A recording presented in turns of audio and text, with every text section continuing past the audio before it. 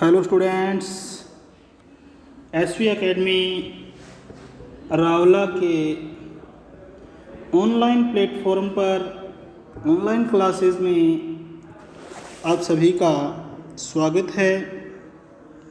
जैसा कि हम पढ़ रहे थे कक्षा आठ के हिंदी विषय का लेसन नंबर 3 बस की यात्रा, जिसके राइटर थे लेखक थे हरिशंकर परसाई, उसके हमने महत्वपूर्ण शब्दार्थ और कुछ क्वेश्चन कर लिए थे और उम्मीद है कि आपने भी वो क्वेश्चन और महत्वपूर्ण जो शब्दार्थ थे वो अपनी अभ्यास पुस्तिका में नोट कर लिए होंगे और इसके साथ साथ याद भी किए होंगे। तो हमने 4 प्रश्न शब्दार्थ के साथ साथ हमने 4 प्रश्न कर लिए थे और अंतिम प्रश्न किया था गजब हो गया, ऐसी बस जो अपने आप चलती है। तो लेखक को यह बात सुनकर हैरानी क्यों हुई थी। तो यहाँ तक हमने प्रश्न कर लिए थे। तो आज हम प्रश्न करते हैं प्रश्न संख्या 5, जो कि है मैं हर पेड़ को अपना दुश्मन समझ रहा था, तो लेखक पेड़ों को दुश्मन क्यों समझ रहा था। देखो, यात्रा के दौरान हमने पढ़ा भी था लेसन में कि अगर कोई पेड़ आता तो लेखक को लगता कि अभी पेड़ से ये बस टकराएगी, तो इसीलिए वो पेड़ निकल जाता तो वो दूसरे पेड़ का इंतज़ार करता। तो इसी प्रकार वो पेड़ों को अपना दुश्मन समझ रहा था, क्योंकि हो सकता है बस पेड़ से टकरा जाए और हमारी अकाल मृत्यु हो जाए या कोई चोटें वगैरह लग जाएं। तो इसीलिए प्रश्न फिर रिपीट कर रहा हूँ। मैं हर पेड़ को अपना दुश्मन समझ रहा था, लेखक पेड़ों को दुश्मन क्यों समझ रहा था। तो उत्तर सुने इसका। लेखक पेड़ों को अपना दुश्मन इसलिए समझ रहा था क्योंकि जो भी पेड़ आता उसे देखकर लेखक को डर लगता कि कहीं बस पेड़ से टकरा न जाए। यानी कि लेखक पेड़ों को इसलिए दुश्मन समझ रहा था तो क्योंकि जब कोई भी पेड़ आता तो लेखक को ऐसा लगता कि ये बस कहीं पेड़ से न टकरा जाए। तो दोबारा फिर इसका उत्तर रिपीट कर रहा हूँ मैं, ध्यान से सुने। लेखक पेड़ों को अपना दुश्मन इसलिए समझ रहा था क्योंकि जो भी पेड़ आता उसे देखकर लेखक को डर लगता कि कहीं बस पेड़ से न टकरा जाए, पेड़ से टकरा न जाए। अब आगे है पाठ से आगे, और उसमें प्रश्न नंबर 1 है सविनय अवज्ञा आंदोलन किसके नेतृत्व में, किस उद्देश्य से तथा कब हुआ था। तो सविनय अवज्ञा आंदोलन की इसमें चर्चा आई है। सविनय अवज्ञा आंदोलन असहयोग आंदोलन की बातें पढ़ी थी हमने। तो इसमें सविनय अवज्ञा आंदोलन किसके नेतृत्व में, किस उद्देश्य से तथा कब हुआ। तो 3 प्रश्नों के उत्तर देने हैं। एक ही प्रश्न में किसके नेतृत्व में हुआ, किस उद्देश्य से हुआ और कब हुआ। तो जैसा कि मैंने पाठ के दौरान भी बताया था कि यह आंदोलन महात्मा गांधी के नेतृत्व में 1930 में हुआ था, है ना। तो इसका उत्तर सुने आप। सविनय अवज्ञा आंदोलन महात्मा गांधी के नेतृत्व में अंग्रेजी सरकार के विरुद्ध सन 1930 में शुरू किया गया था। सविनय अवज्ञा आंदोलन महात्मा गांधी के नेतृत्व में अंग्रेजी सरकार के विरुद्ध, अंग्रेज़ों के शासन के विरुद्ध सन 1930 में शुरू किया गया था। अंग्रेजी सरकार ने दमनकारी नीतियों से भारतीयों पर अनेक अत्याचार किए। उन्होंने नमक पर भी टैक्स लगा दिया। इसके विरोध में गांधी जी ने नमक बनाकर ब्रिटिश शासन के नमक कानून को तोड़ा।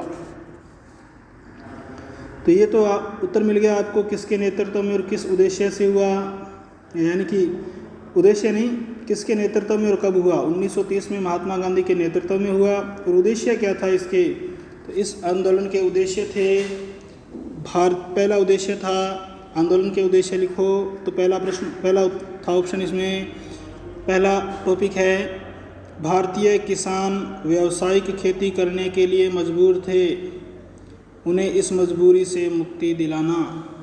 यानी कि ऐसी खेती करवाते थे अंग्रेज़ लोग जो व्यवसाय के लिए अच्छी हो, और इस खेती से मुक्ति दिलाना इस आंदोलन का मुख्य उद्देश्य था। तो क्या था उद्देश्य, भारतीय किसान व्यावसायिक खेती करने के लिए मजबूर थे और इससे मुक्ति दिलाना, उन्हें इस मजबूरी से मुक्ति दिलाना इस आंदोलन का प्रथम उद्देश्य था। दूसरा है बाय ऑप्शन, आमदनी कम होने के कारण लगान का भुगतान नहीं कर पा रहे थे, इससे निजात दिलाना।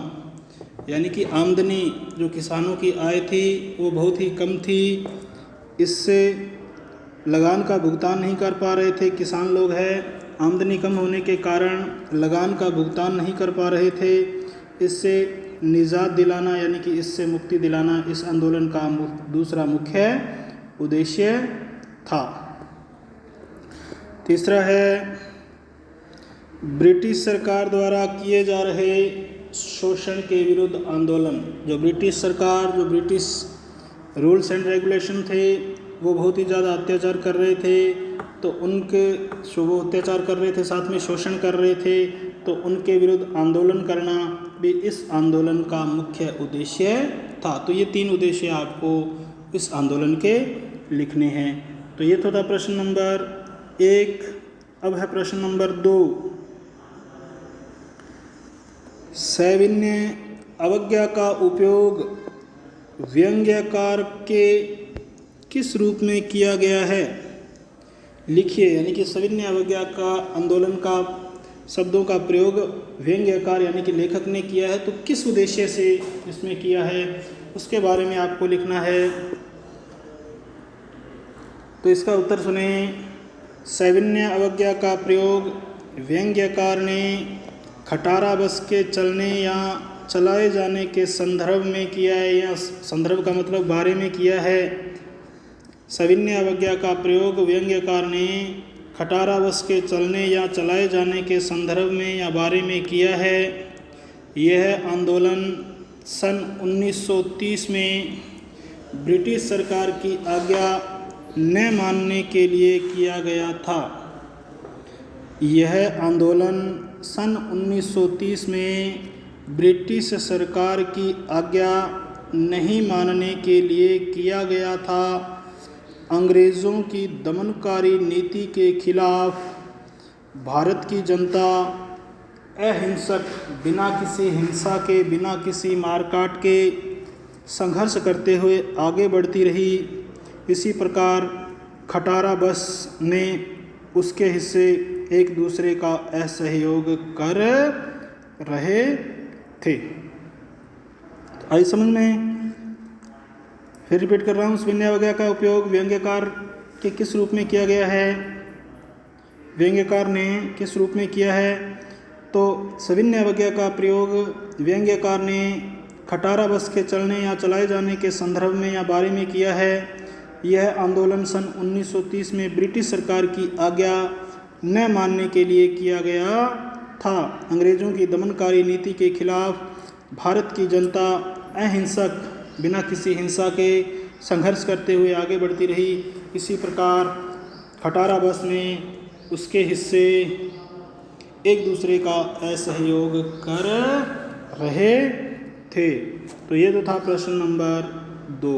अब आगे है प्रश्न नंबर, ये तो दोनों प्रश्न हो गए। अब आगे है प्रश्न भाषा की बात। भाषा की बात, तो इससे संबंधित प्रश्न है।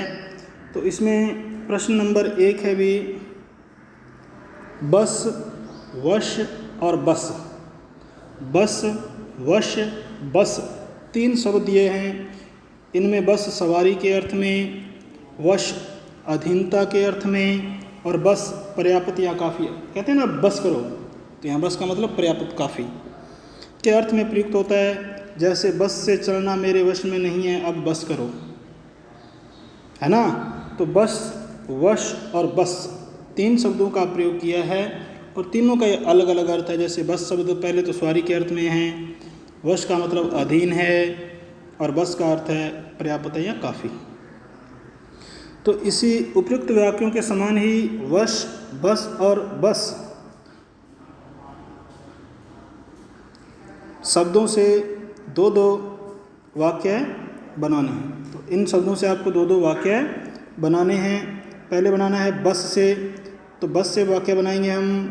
1 नंबर वाक्य है, हमने ट्रेन के बजाय बस से जाने का निर्णय लिया। बस यानी कि एक सवारी के माध्यम से। और दूसरा वाक्य बनाएंगे इसे, चलती बस से उतरना ठीक नहीं।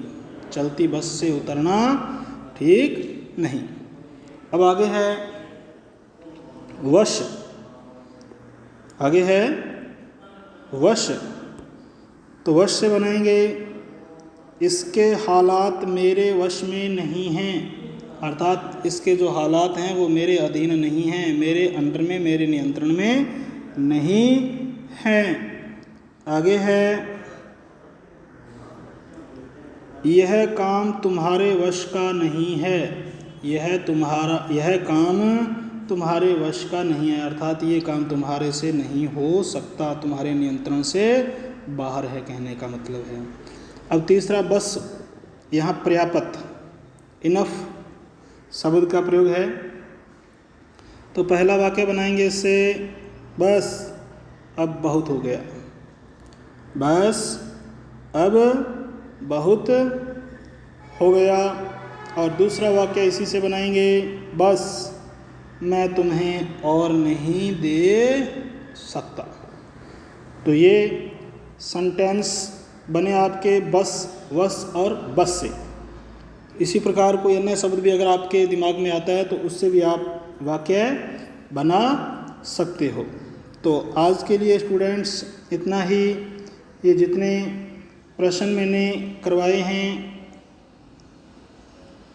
भाषा की बात तक, तो यहाँ तक आप इन प्रश्नों को अपनी अभ्यास पुस्तिका में बड़े ही साफ साफ तरीके से, बड़े ही सुंदर सुंदर तरीके से, स्वच्छता के साथ अपनी अभ्यास पुस्तिका में क्या करोगे, नोट करोगे।